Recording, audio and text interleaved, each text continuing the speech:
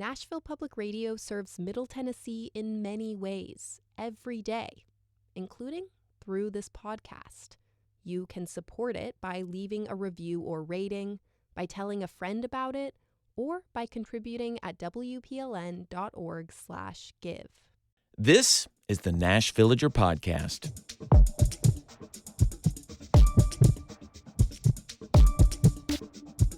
It's August 22nd, 2025.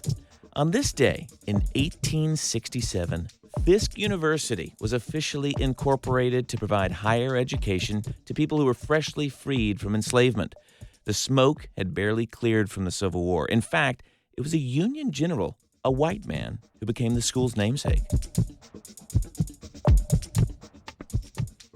I'm Blake Farmer, in for Nina Cardona, with today's latest news headlines, an in-depth feature, and a little essay to get us going about this day in Nashville history. I really thought I knew the highlights of Fisk. I know the story of the Jubilee Singers traveling the world to raise money and save their young university from going under. I know the list of notable alums is impressive. W.E.B. Du Bois, John Lewis, Ida B. Wells, Nikki Giovanni. I know the campus has some of the most interesting buildings in Nashville. I know more than I probably should about the 101-piece art collection donated by Georgia O'Keeffe that's valued at $75 million. Fisk was trying to sell the two most valuable paintings when I was starting out as a reporter, and that story helped me hone my craft as a court reporter. Fisk was simply trying to keep the doors open and needed cash. Ultimately, the Walton family brokered a deal to pay $30 million and share the art with their museum in Bentonville, Arkansas. Point is, Fisk has fascinated me. But not until today have I thought about who on earth is Fisk named for? You don't hear much about them. Well, I guess I can see why. Clinton Fisk was a New Yorker, a small banker, an abolitionist. He found his way to St. Louis around the start of the Civil War and recruited volunteers to fight. At the end of the war, he was a major general and appointed to work the Freedmen's Bureau. This was one of the first welfare programs the country ever had, and part of its mission was to start schools that would help formerly enslaved people. And so he opened a school for freedmen in an abandoned army barracks in the middle of downtown Nashville. In 1867, on this date, the school was chartered in his name. He moved back to New York pretty soon after that with minimal documented involvement with the school that bears his name. So I can see why General Fisk is not a revered figure on campus, especially when there's so many others worthy of praise.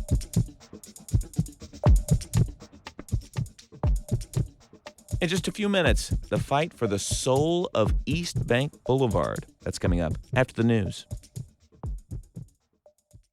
For WPLN News in Nashville, I'm Blake Farmer. President Trump says he's watching the race for governor in Tennessee and calls the Republican candidates fantastic. Senator Marsha Blackburn and Congressman John Rose have both curried favor from Trump. He called into the Todd Starnes show out of Memphis and was asked whether he plans to endorse. I'll probably be forced to do it. I wish I didn't have to do it, but, I'll probably be forced to do it. I don't know. It's just, I hate to have to endorse. They're both excellent people. We're still a year out from voting in Tennessee's race for governor. Congressman Rose entered the race in March. Senator Blackburn announced earlier this month. Nashville rock and roller Jack White is again feuding with the Trump White House. The latest salvo is over the president's redesign of the Oval Office.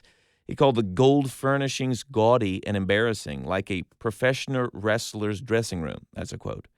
A White House spokesperson escalated the matter in the Daily Beast, calling White washed up.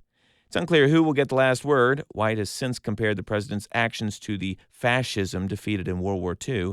The two have battled in the past, including over the Trump campaign's use of a White Stripes song, though that lawsuit was later dropped. Changes to federal rules under the Trump administration could shrink or halt benefits for some 7,500 Tennesseans with disabilities. An analysis by the Center on Budget and Policy Priorities looked at changes to Supplemental Security Income, SSI, which provides cash assistance for poor and elderly people with disabilities. The size of those benefits depends in part on how much support people get from family members like parents or spouses and whether they receive public assistance for things like food. The proposed new rule would effectively count living rent-free with a parent or spouse against individuals with disabilities, even if the household is poor enough to receive food stamps. Nationally, the change could affect some 375,000 disabled people. The first medical cannabis dispensary in Kentucky is expected to open soon. It represents a parting of ways between the state of Tennessee, where lawmakers this spring banned a component in the majority of cannabis products in the state. The Post Dispensary in Beaver Dam will offer chronic pain sufferers a range of medical cannabis products, including edibles, topicals, and flour. Owner Trip Hoffman says the rural town of 3,500 has been welcoming, but he realizes there are skeptics. And let us prove ourselves. Your customers come and go every 5 minutes. They're not here. They don't hang out. We're not loitering. We're not consuming. We're just another hardware store, another CVS, another pharmacy. And I think people see that over time, and they kind of warm up to us. Dispensary customers must be at least 18, have their ailments certified by a doctor, and obtain a card from Kentucky's Office of Medical Cannabis. That includes a pathway for out-of-state patients. Supporters say medical cannabis offers an alternative to addictive prescription medication like opioids. And Lebanon-based Cracker Barrel, which has more than 600 locations around the U.S., is undergoing a rebrand, and not everyone loves the changes. They include a new logo without the barrel, or the guy leaning against the barrel, or the words Old Country Store. It's part of a broader overhaul that started last year and has included more modern designs and less old-timey decor. By the way, it's not just diners, roadside gift shoppers, and people online bristling at the changes. Cracker Barrel shares dropped some 7% the day the new logo was revealed. You'll find more news anytime at WPLN.org. Tennessee's legislature has passed a record-breaking number of anti-LGBTQ laws. I'm Mariana Baca-Yao, and as WPLN's Power and Equity reporter, I focus not only on how marginalized communities contend with those new laws, but how they come together in spite of them. I think what gives me hope is that someone like you is covering this. Because if the overwhelming narrative is one of defeat, how can we have hope? Listen here on 90.3 WPLN News. As Nashville builds the new Nissan Stadium, its surroundings consist of a scrapyard, a sea of asphalt, vacant lots, and not much else. But Metro hopes that one day it will be full of residents, walking, biking, shopping, and dining. The city's building the new East Bank neighborhood almost from scratch. At its heart will lie the East Bank Boulevard. WPLN's Metro reporter Cynthia Abrams says there's a literal fork in the road. Will it be a major 6-lane highway, or will it evoke a European tree-lined promenade? Less than a mile from where the East Bank Boulevard will one day exist, a group of bicycle and pedestrian advocates gather at the Civic Design Center. They've got one thing to figure out. So what do we want? How about we talk about that? Let's talk about first the ideal.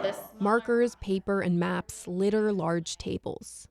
Guests share anecdotes about streets across the globe that stick in their memories. They're debating what they want to see on the boulevard. It's a rare opportunity to envision a street however they want it. I say no cars. On this section. From KBB to Woodland. Yeah. No cars. Advocates see the boulevard as an opportunity to get creative and think outside the box in what will likely become a high-profile and high-traffic neighborhood. I mean, we're stuck in this 100-year culture of car-centric, and we have this blank slate of East Bank to build the road however we want to build it.